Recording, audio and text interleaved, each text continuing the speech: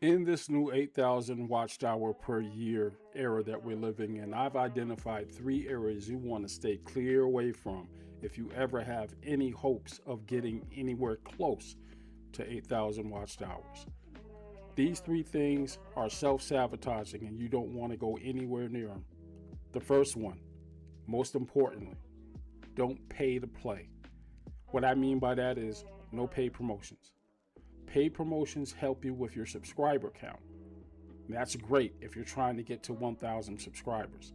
You can get there with a minuscule campaign of about $100 and probably get there within a week with that. But after that first week, stay away from it. It's not going to help you. All the videos that are attached to paid promotions are not counted toward the YouTube partner program. You're not getting any traction with them. You're getting your subscribers, but you're not getting watched hours, and that is a good way to sabotage what you got going on.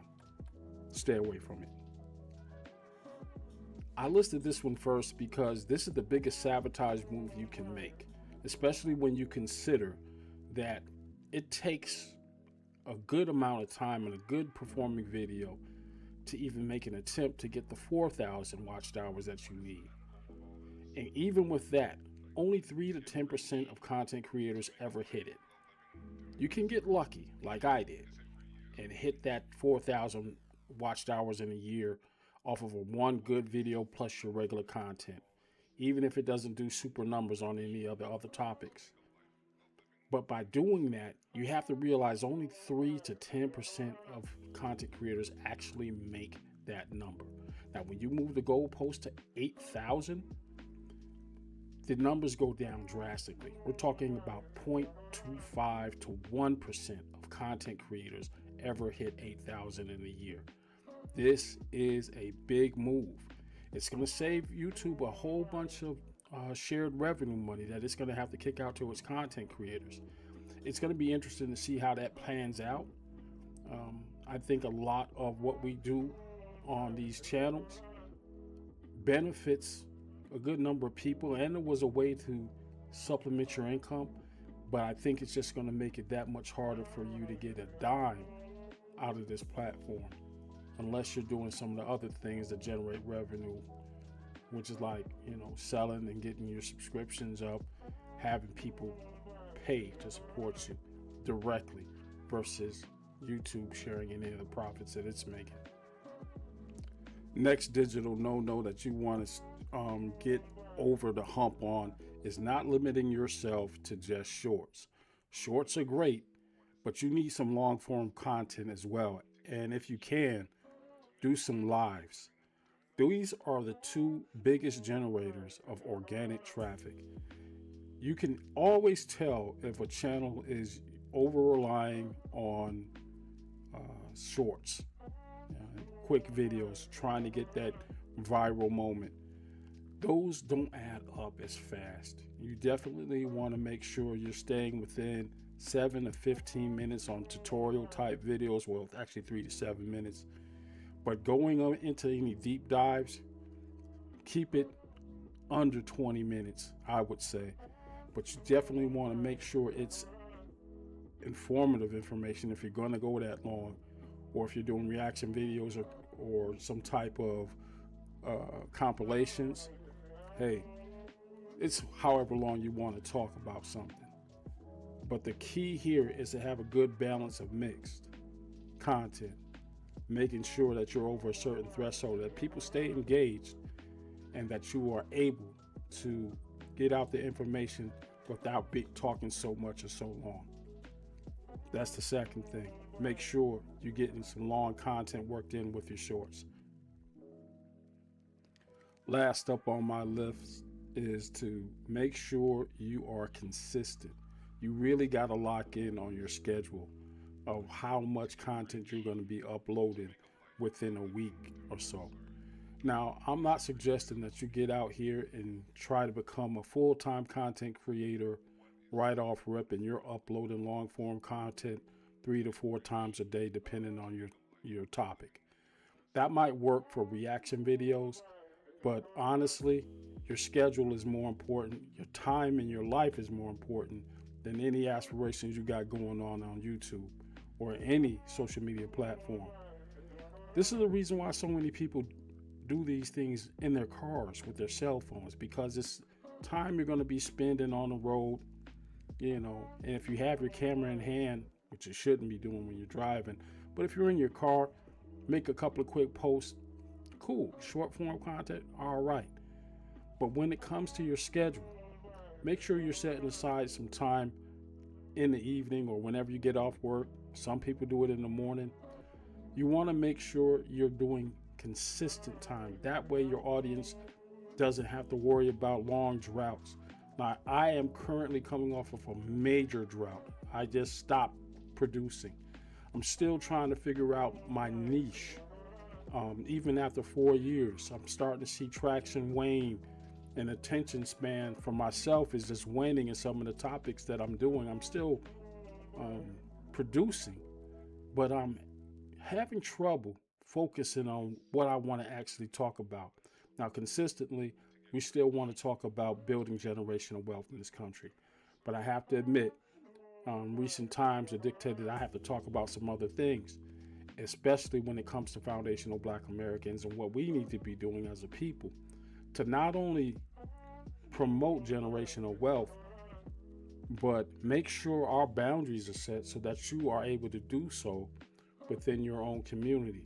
This is not a hit against any other community, because we're never going to be about getting in the way of your bag. Get your bag how you get it.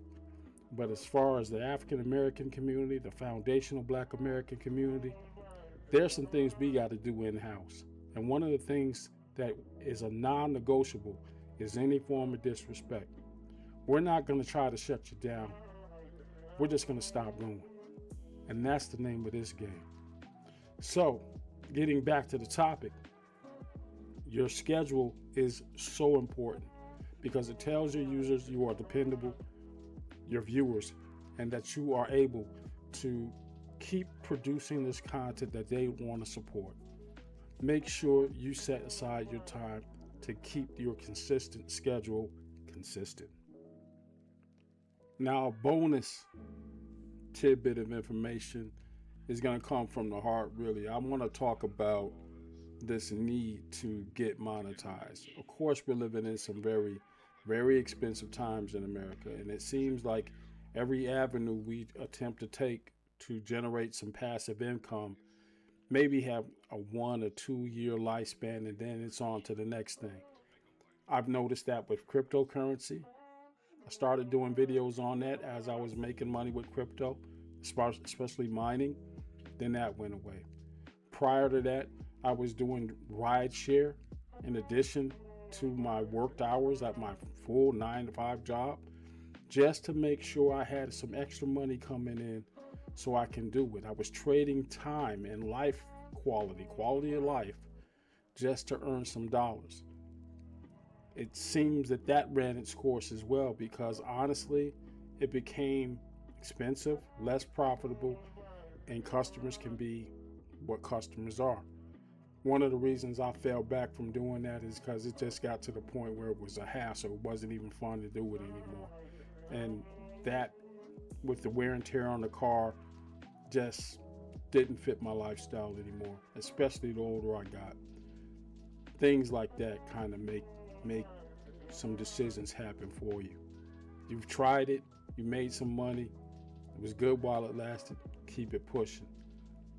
But what came out of all of that, the tutorial videos I was doing for YouTube and crypto, came another opportunity. That was this content creation stuff. I started getting really into it. Again, another hobby that actually started paying some money. Early on, even when I first started, I mean, YouTube had been around for a while. However, I didn't know how much money was involved in it and what it was entailed in getting to those kind of numbers. I didn't have a significant number of people I was following, but I was getting information from tutorials, and that was very beneficial. So I supported those pages. So when I started making my own and started seeing how easy it was to supplement your income once you got to that monetization point, it was very, very much the thing, especially during the COVID years, because we were all on our computers anyway.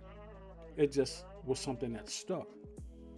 Now with this new 8,000 watched hour per year, I don't know if I'm going to ever hit that again with my track record. I had one very viral moment the first or second year, actually the first year that I really got serious about YouTube. And it was one video along with my regular content that really pushed me over the top, and I hit that 4,000 watched hours. Now, mind you, I hadn't even known anything about promoting videos or AdSense and how it worked, so I didn't even bother touching it. But that was the only time I made the 4,000 watched hours in a year. And that was really off the thrust of one 20 to 30,000 view video. But people watched it from beginning to end. It was long form, about 7 to 10 minutes, and it did the trick. Now, you can do that if you have some topic. It doesn't have to be national, just something that's happening in your community, is what I did. Got it, hit it at the right time, and that was it. No added campaigns, no promotions. It was organic. And that's what made this thing seem like it was easy to do. However, I wasn't able to replicate that with the niche that I'm in, which brings me to what I'm going to be talking about right this second. And that is, be careful of what you're trying to put out there. I want to stay true to the tenets of this channel, right?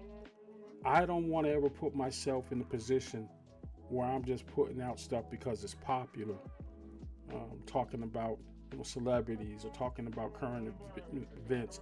I do that from time to time, but I just don't think it's something that I want to do full time. I'd rather educate than criticize or offer an opinion piece. Talk about what you know versus what you think or feel, right? That's always been my motto.